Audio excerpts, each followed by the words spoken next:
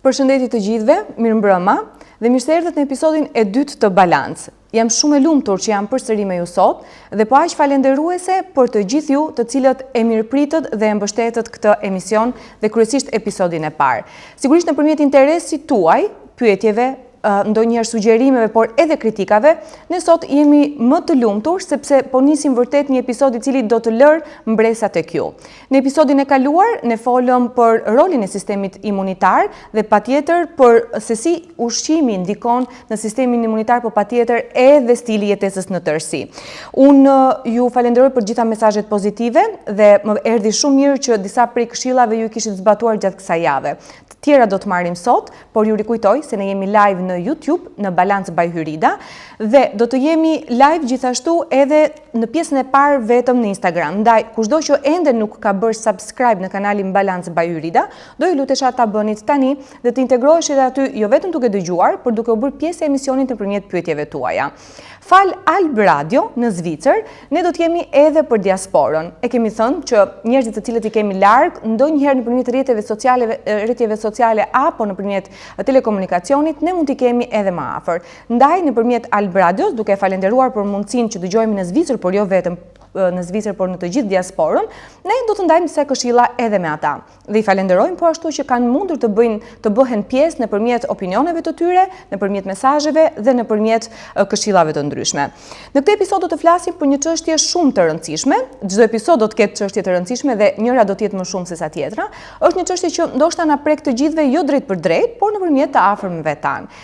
Presioni i lartë i gjakut, ose në termat mjekësor hipertensioni arterial. Shumë individ vuajnë prej tyre, fatkeqësisht edhe moshat e vogla.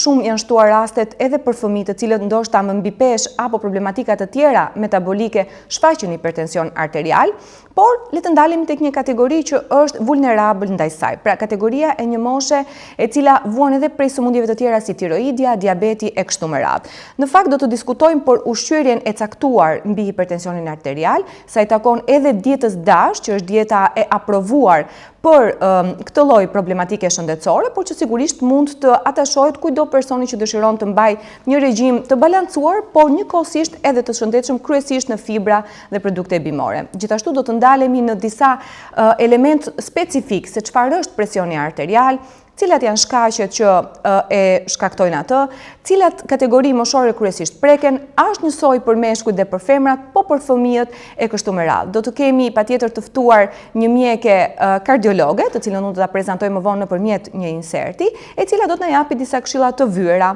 Por le të ndalemi pak tek çfarë praktikisht ndodh kur ne kemi simptoma, pra kemi dhimbje të kokës, herëherë kemi edhe çrregullim të ekuilibrit. Në këtë rast, ne shpesh e neglizhojmë, sepse mendojmë ndoshta jemi lodhur, ndoshta pak nervozitet apo stres në punë, ndoshta nuk kemi ngrënë mjaftueshëm e të tjera me radhë. Pra, janë situata që ne her pas here përpiqemi t'i anashkalojmë, ndonjëherë dhe të mos i vëmë re duke mos i dëgjuar organizmin tonë i cili nëpërmjet këtyre manifestimeve është duke na thërritur dhe duke na kërkuar vëmendje. Dhe pikërisht është ky momenti ku ne duhet ndalemi dhe të kuptojmë cili është shkaku që ne jemi në këtë situatë shëndetësore. Dhe pikërisht për këtë, duhet i kthejmë edhe një herë vëmendjen, a kemi ngrënë ushqimet e duhura, a jemi kujdesur mjaftueshëm për shëndetin tonë.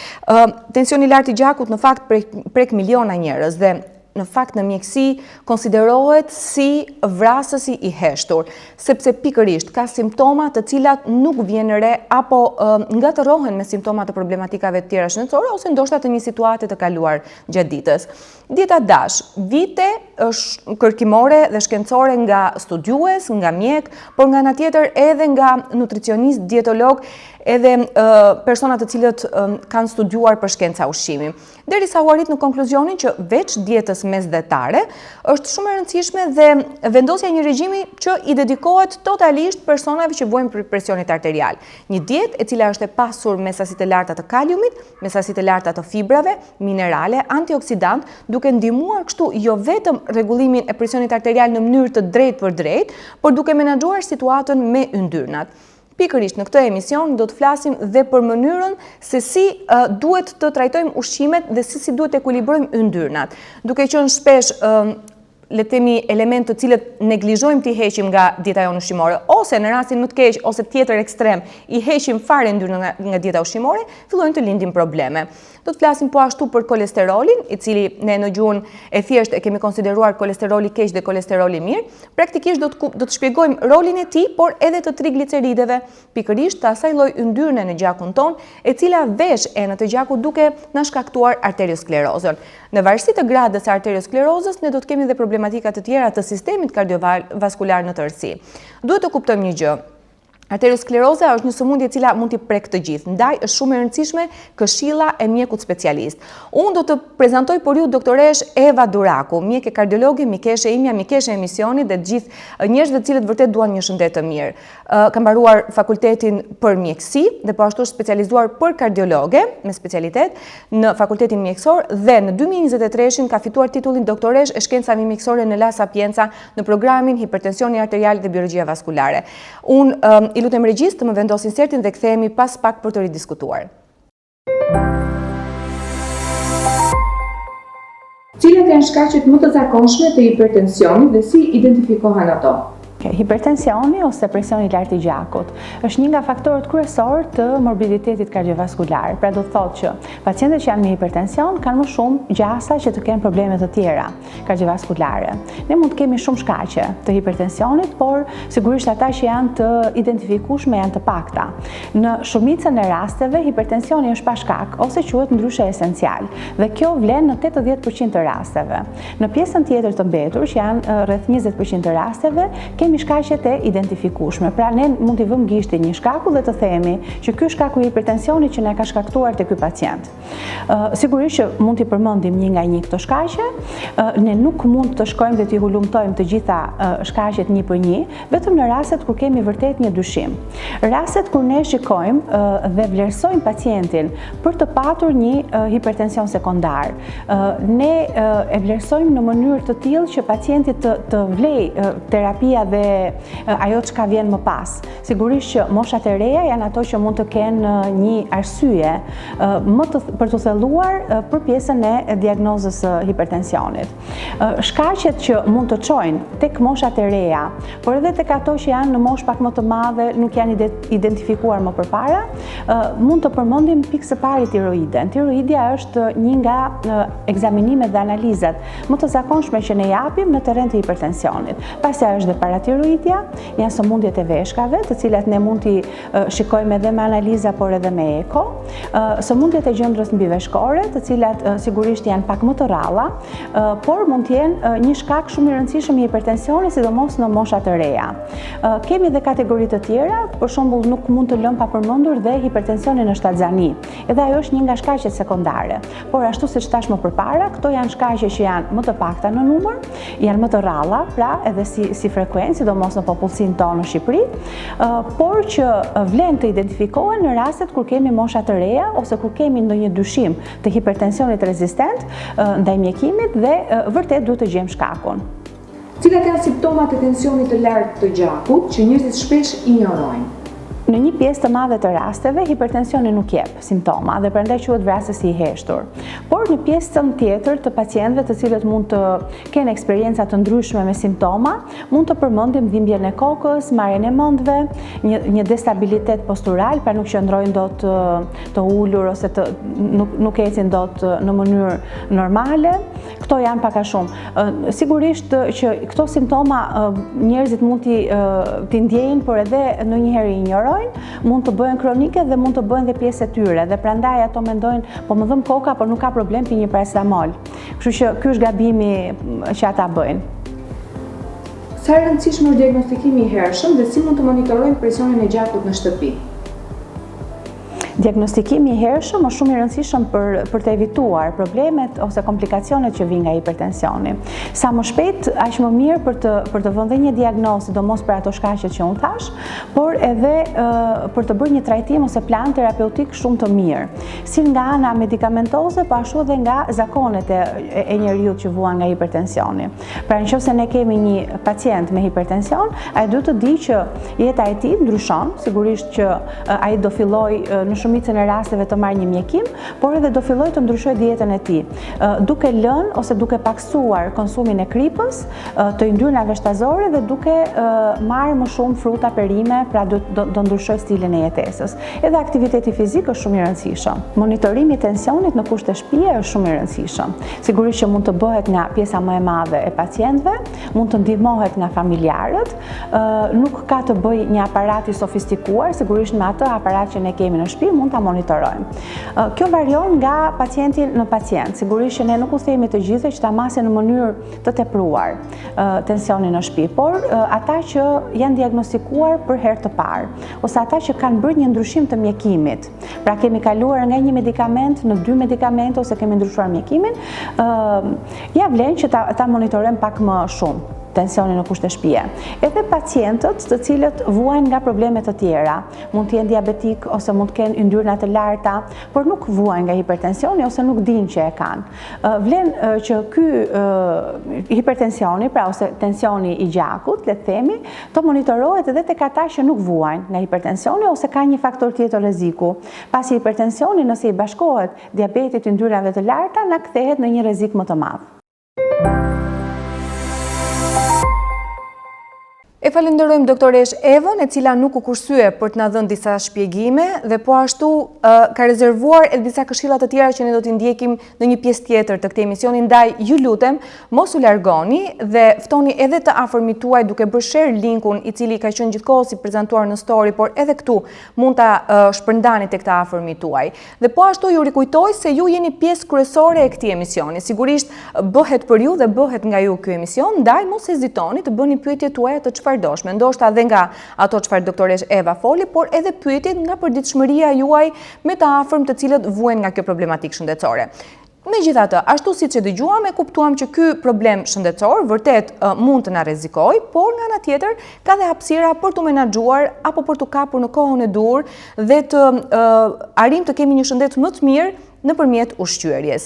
Pak më sipër unë përmenda që janë disa ndryshime të vogla të cilat nuk kanë nevojë fare të jenë drastike për të penguar jetesën tonë.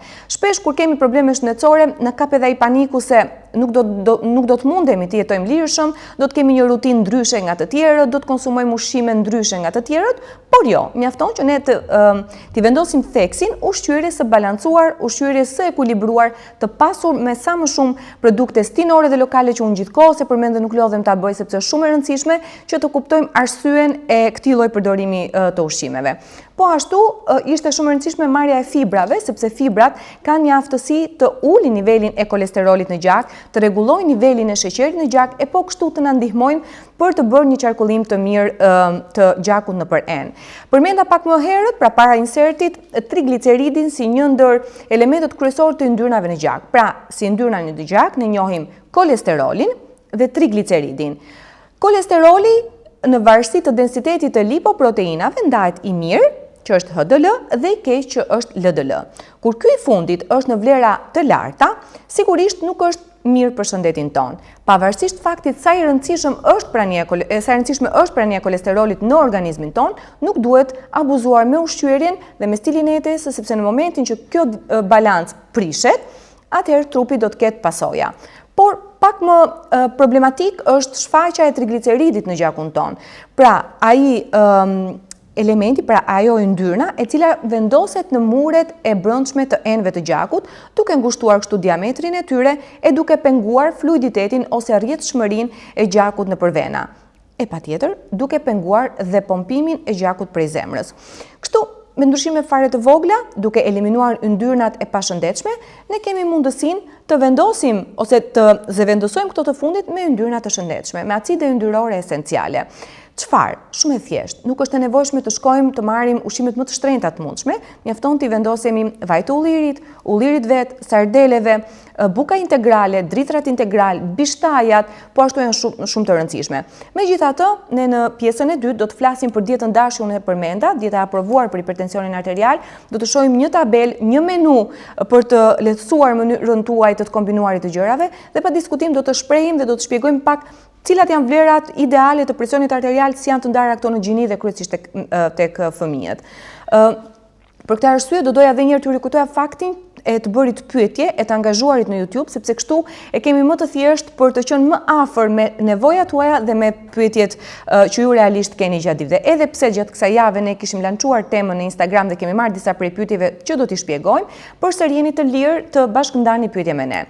Ky emision realisht nuk realizohet i vetëm, është një emision i cili kërkon një bashkëpunim të gjerë, jo vetëm nëpërmjet stafit të ZIP Multimedia, edhe nëpërmjet mundësisë që Alb Radio na dha në Zvicër, por edhe nëpërmjet atyre të cilët besuan fort në këtë projekt, për ata të cilët e mbështetën këtë projekt sikur ta kishin të tyren, sepse gjithsecili nga ne, kur vjen puna tek shëndeti, ka prioritet. Dhe patjetër secili nga ne dëshiron të marrë informacion të vazhdueshëm dhe të sakt lidhur me mënyrën e ushqyerjes dhe detaje të vogla po ndryshime esenciale që duhen patjetër bërë në regjimin ushqimor, por edhe në mënyrën se si flem apo menaxhojmë situata të ndryshme stresante. Kemi pasur mundësinë të prezantojmë këtë projekt në individ të cilët e kanë përqafuar fort duke menduar se familja e tyre do të ishte e para që do ta shikonte këtë emision dhe do të besonte fort në këto këshilla. Kështu është momenti që unë t'i falenderoj dhe t'i jem mirënjohëse për këta individ, t'i jem mirënjohëse për të gjithë ata që janë bashkuar si fillim, por edhe ata që gjatë rrugës kanë premtuar se do të jenë pjesë e episodeve të Balance. Ndaj, unë i falenderoj dhe do të shohim pak hapësirë publicitare, do të kthehemi sërish për të diskutuar edhe një herë temën e hipertensionit arterial, po ashtu dhe të dietës DAS që është shumë e rëndësishme. Kthehemi pas pak.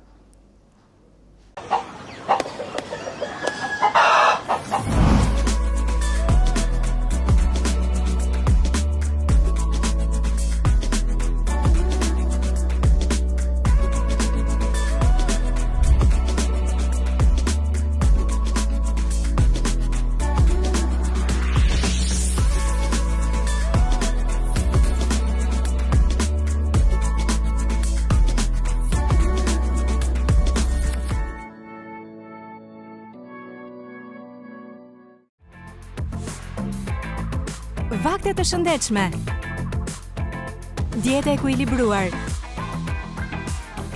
plot shije dhe freski.